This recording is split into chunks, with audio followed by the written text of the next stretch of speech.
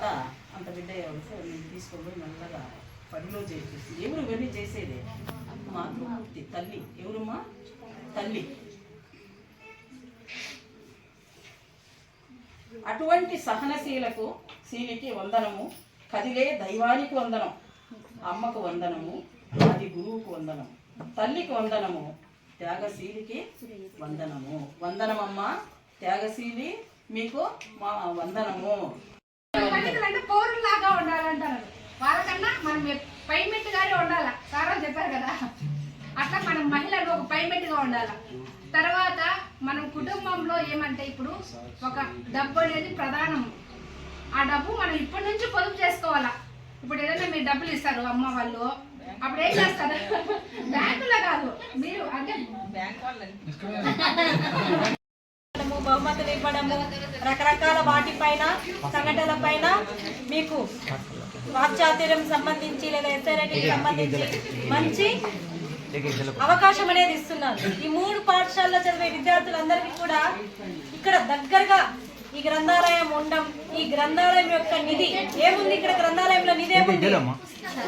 పుస్తకం. గ్రంథాలయాల్లో మనకి నిధి ఏం దొరుకుతుంది అంటే పుస్తకాల్లో ఉన్న జ్ఞానమే మనకి గొప్ప నిధి. మహిళా దినోత్సవం.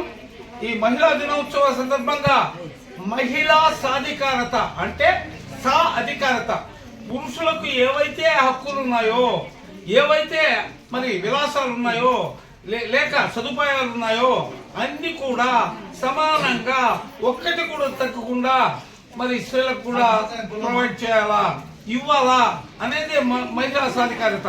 అందువల్ల ఎక్కడ స్త్రీలు గౌరవించబడతారో అక్కడ దేవతలు నివసిస్తారు, అక్కడ ఆశీర్వదించబడుతుంది. ఏ సమాజం అయితే స్త్రీలకు ఉన్నత స్థానం ఇస్తారో ఆ సమాజం దేదీప్యమానంగా వెలుగుతుంది. అందుకే ఎత్ర నార్యంతో పూజ్యంతే రమంతే తత్ర దేవత. ఎక్కడైతే పూజ చేయరో అక్కడ అన్ని ఇబ్బందులుగా ఉంటాయి. కలగంట కంట కన్నీరు లెక్కిన తొలగిపోవు రాశులు.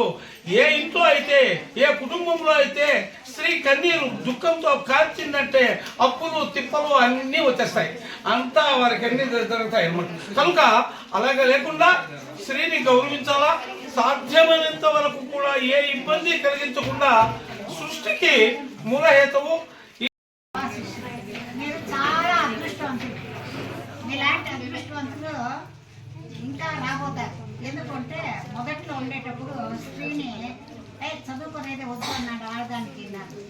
మేము చిన్నప్పుడు స్కూల్కి పోతే మేము ఎంతమంది తెలిసిన ఎస్ఎల్సీలో హాజరైంది 9. ఇప్పుడు ఎస్ఎల్సీలో చాలామంది ఉన్నారు, ఇంటర్మీడియట్లో ఉన్నారు, ఆడవాళ్ళ సంఖ్య ఎక్కువైంది. కాబట్టి ఇప్పుడు చదువుకునే ఆడవాళ్ళకి ఎక్కువ అవకాశాలు కలిగింది. మనకి ఆడవాళ్ళు చూడండి ఎక్కడ పోతానో ఏం చేస్తారు, ఫస్ట్ నవ్వుతారు. మనకు చిరునవ్వే ఆభరణం. అందుకే మనకు ఒక పేరుంది. ఏం పేరు తెలిసినా అది స్మైలింగ్ స్టార్స్. నవ్వుతో ఎట్లా